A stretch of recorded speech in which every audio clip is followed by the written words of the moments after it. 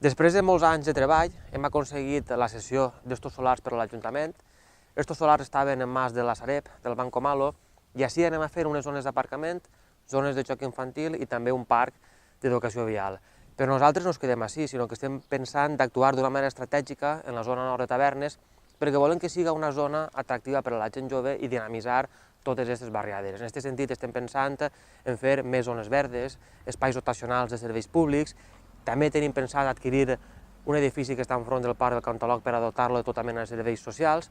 En aquest sentit volem comptar amb l'ajuda de la Generalitat i també de la Unió Europea per a fer un ARRU, una àrea de renovació i regeneració urbana que també permetisca als particulars i a la gent que vulgui instal·lar-se a viure obtenir subvencions per a remodelar i rehabilitar les seues vivendes. Sí, jo crec que és la figura adient, no? L'ARRU, l'àrea de renovació urbana, perquè per un costat contempla tot el que és la millora de l'espai públic, no?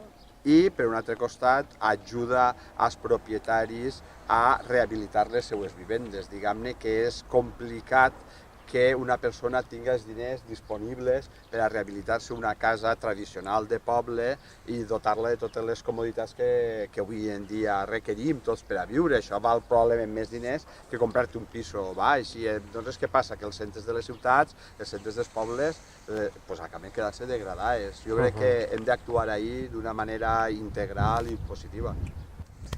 Com vegeu, hem començat ja a actuar en solars de Ciusòlvia, també en la renovació del carrer Divina Aurora, també del carrer Calvari, el Corralot i la travessera de Sant Benet, però volem anar més enllà en un projecte estratègic que és l'ARRU, i esperem comptar amb la vostra ajuda i amb la vostra confiança.